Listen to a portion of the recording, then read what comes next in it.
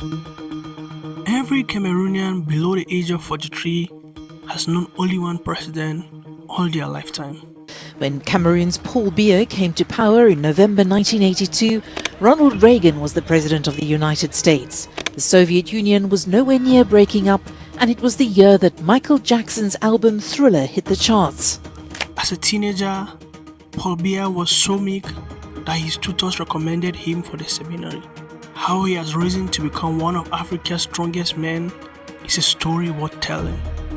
Following the fall of Robert Mugabe in 2017, Paul Biya moved to number 2 of Africa's longest-serving heads of state, with Equatorial Guinea's Theodore Obiang at number 1. Paul Biya usually spends a lot of time out of the country, but in recent times, there's been much speculation about his health and mental fitness. Following a long term of absence from public functions and a history of deteriorating health, news of his death on the 10th of October 2024 was welcomed with celebration on the streets of Yaoundé, Cameroon's capital, only to be debunked as false. With elections scheduled for 2025, a fog of uncertainty beclouds Cameroon's future. I know you're wondering how it got here. Who is this man, Paul Biya? How did he become so intertwined with his country that 2 generations have known no other president than him? You must understand that Biya has always portrayed himself as this tough guy who does exactly what he wants or only what he wants. Secondly, there are a lot of speculations in and out of Cameroon about the state of Biya's health. He's almost 90 years old. In fact, he's the oldest leader in the African continent. So that doesn't look so good. Before this National Day celebration, Biya was in Switzerland. Paul Biya was born in the village of Miomika in what is known today as southern Cameroon in 1933.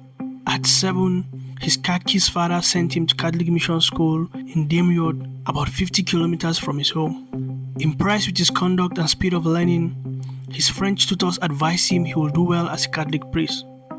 At 14, he was transferred to Akono Junior Seminary, but expelled at 16, halting his plans to become a priest. He later gained admission to the Lycée Ledere prestigious high school, French Cameroon's most prestigious high school. At the Lycée, Biya studied Latin, Greek, and philosophy. After his secondary education, Biya secured a scholarship to study at the University of Paris, where he focused on law and political science. He received his law degree in 1960. After graduation, Biya lived in France and studied public law at the Institute of Overseas Studies. In 1962, when Biya returned to Cameroon, he did so at a historic point in his nation's history. That turning point for Cameroon will provide opportunities and difficulties for Biya.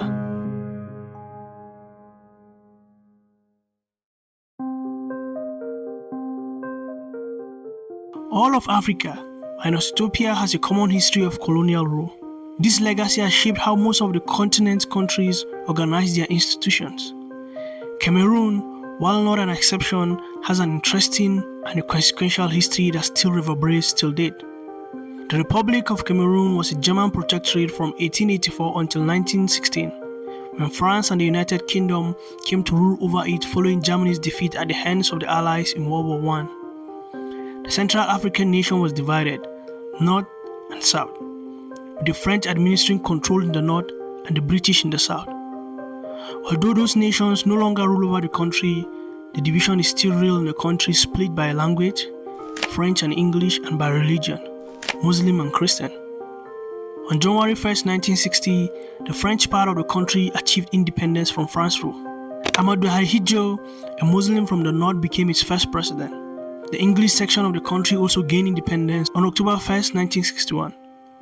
Through a referendum, British Northern Cameroon voted to join neighboring Nigeria, and British Southern Cameroon voted to join the newly independent Cameroon.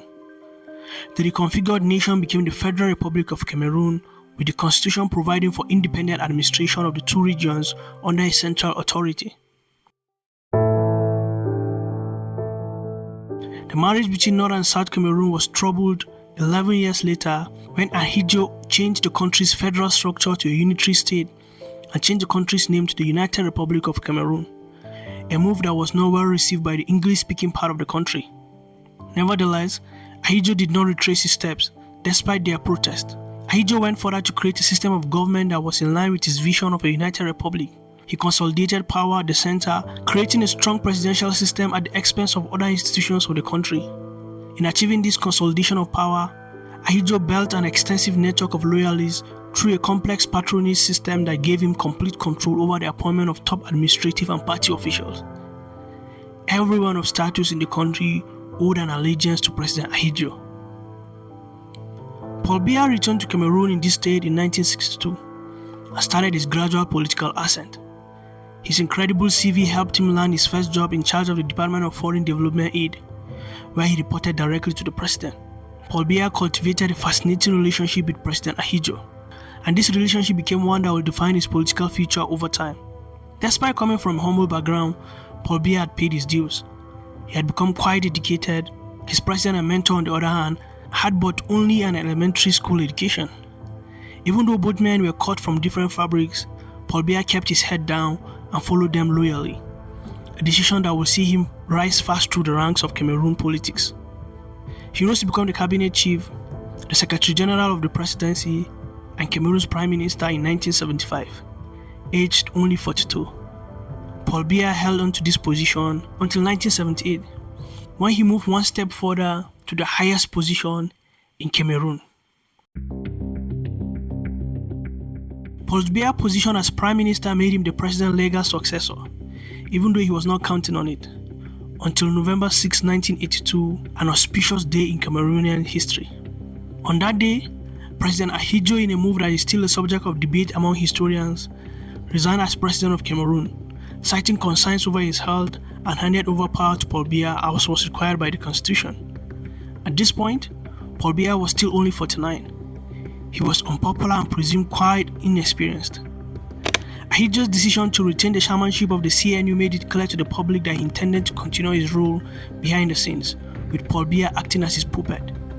According to his calculations, the position of the party's head was superior to that of the president, and he could return to take his position when his health improved.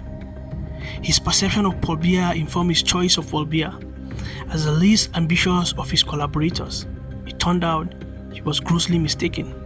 Paul Biya hit the ground running and began the early days of his presidency, stamping his image on the country's institutions. Barely 6 months after his ascent to power, he reshuffled his cabinet without even consulting Ahidjo, putting to bed any ideas about being called Ahidjo's puppet. Ahidjo reacted to this seeming betrayal by attempting to oust Biya through a coup in August of 1983. When this coup failed, Ahidjo was forced to resign as the head of Cameroonian National Union and flee to exile in France. A month after the averted coup, Biya convened an emergency party meeting in Yaoundé, the country's capital, where he was declared the party's chairman and flag bearer in the elections he had slated for January of 1984, 1 year ahead of schedule. Biya emerged victorious from the polls, but more drama was to come. The Republican Guard was the paramilitary body in charge of the president's security. Ahidjo created the unit to protect himself and had them better trained and equipped than the country's armed forces. Most members of the Republican Guard were from Ahidjo's stronghold in the country's north. Paul Biya announced after his victory at the polls in 1984 that he would rotate the Republican Guard. This announcement proved to be a fatal error. On the 6th of April 1984, the Republican Guard sealed the presidential palace with tanks and heavy fire. They sealed off Yaoundé Airport and captured the national radio station. However, the insurrectionists lost the plot when the broadcasters at the radio station limited the broadcast of the coup message to only Yaoundé. And hiding in the bunkers of the presidential palace, Paul Biya was able to communicate with the armed forces, who rode in at once to the palace to engage the Republican army in a battle that lasted till the army neutralized every one of the Republican Guard. The coup was one of the bloodiest in Africa, killing over 1,000 people, mostly civilians who were caught in the crossfires. Following the aversion of the coup, the Cameroonian people rallied behind Paul Biya, as Ahidjo was perceived to be overplaying his hand. Despite denial of his involvement in the coup, a military tribunal implicated him in the plot and sentenced him to death in absentia. Paul Biya moved to ride on the wave of his newfound popularity among the Cameroonian people by introducing what he called the New Deal.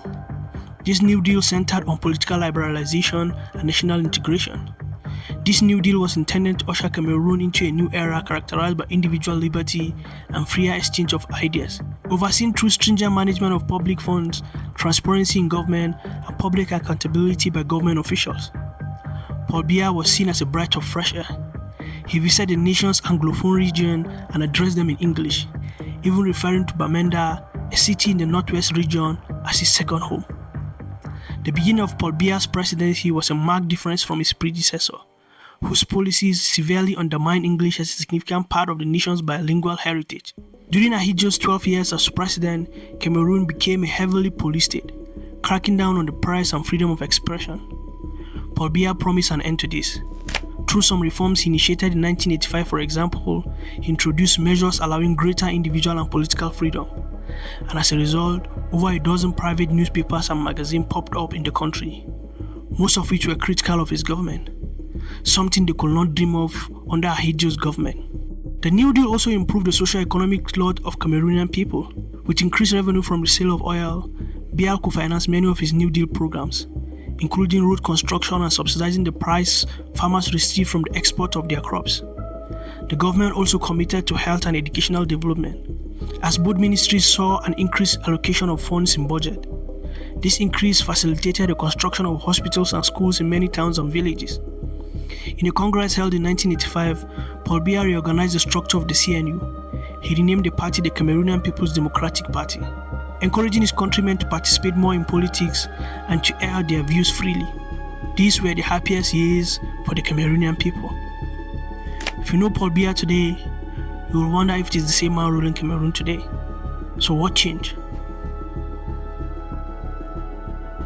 Despite the early glimpses of hope, Paul Biya reneged on his policies, especially those bordering on the freedom of speech. He began a crackdown on dissenting voices while restricting the freedom of the press growing under his reform. In 1986, he renamed the country the Republic of Cameroon, the name the country bore before the independence of 1960. Anglophone Cameroon viewed the name change as an attempt to erase their identity and forcefully assimilate them into the majority French system. At the same time, oil prices plummeted in the international market, leading to a collapse in Cameroonian main crops: cocoa, cotton, coffee, and palm oil. From 1987, Cameroon's economy shrunk for 9 consecutive years. By the end of the 1980s, opposition to Paul Biya's government was growing daily. The country's inability to reduce its dependence on oil as a revenue source prompted a structural adjustment program by the IMF that involved cutting government spending and diversifying the economy. By 1998, Transparency International rated Cameroon as the most corrupt country in the world. So it was little wonder that these reforms did not yield the intended result. Perhaps the most characteristic of Biya's presidency is its repressive nature. This was nowhere more evident in the first multi-party elections in Cameroon. In the 1980s, a movement was sweeping Africa to allow candidates from more than just the official government parties. Biya resisted the movement, but finally allowed multi-party elections in mid-1990. The presidential election of 1992, however, was a shambles as an exercise in democracy. Most historians believe that Biya was defeated in that election by opposition leader John Frundi. However, Biya had declared himself the winner of the elections. Following the election, Biya declared a state of emergency to combat demonstration. Large-scale arrests of opposition supporters occurred. An Amnesty International report recorded numerous instances of illegal arrests, torture, and death at the hands of Cameroonian police. Biya's ability to manipulate public information continued throughout the 1997 presidential election. As the election approached, Biya government refused to allow the creation of an independent body to organize and monitor the polls. As a result, the 3 prominent opposition leaders, including Free Ndi, opted to boycott the vote, rather than participate in what they and many Cameroonians considered a charade. After winning the 2004 elections, Biya increased the length of presidential tenure to 7 years, winning subsequent elections in 2011 and 2018. Now, this continent is continent of young people.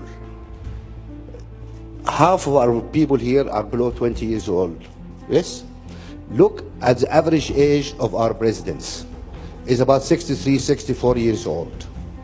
We're the only continent in the world where we have presidents at 90 years old starting new terms.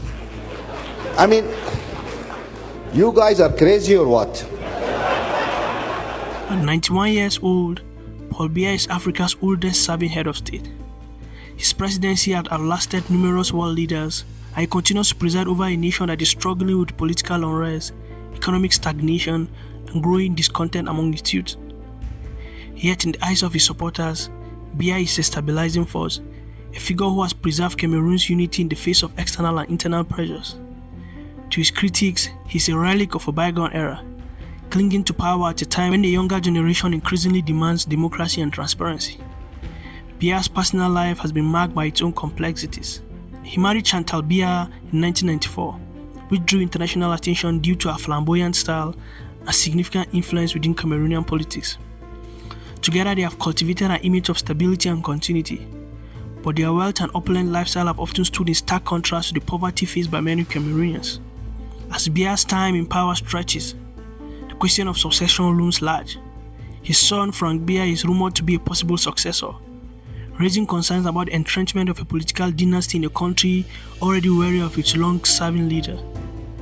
Whether Biya leaves office voluntarily or through the inevitabilities of time, his legacy will spark debate for generations to come. He has been a symbol of continuity and at the same time a barrier to progress. A leader who has mastered the art of survival, but at what cost to the nation he leads. In the end, Paul Biya's story is not just a story about a man who held onto power. It's also about the evolution of a country that has been shaped by his decision, and mostly for worse.